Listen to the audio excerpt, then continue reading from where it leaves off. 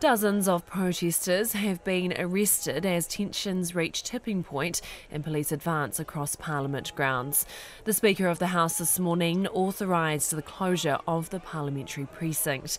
About 100 police then formed a line and have been slowly pushing the protesters back, clearing people and tents from the grounds. Our political editor Jane Patterson has been there all morning watching it unfold and joins us now. Kia ora, Jane, what's happening there at the moment? Kia ora, Mani. Well, the police and protesters remain in a standoff. It has been a very, very slow, gradual advance by police onto the parliamentary lawn.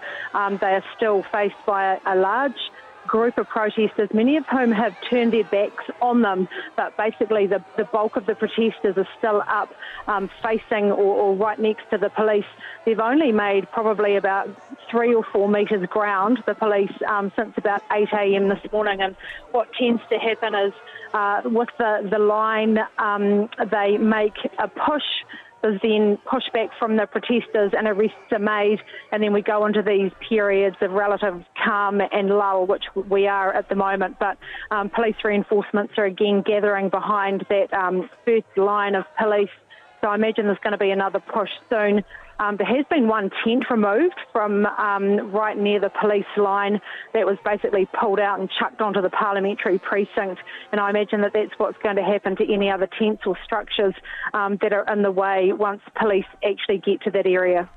So no signs that they're going to move, the protesters will move anytime soon or that they'll give up?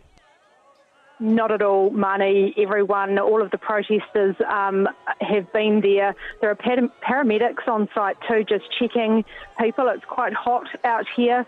So, and you know, we've been in this situation now for some hours.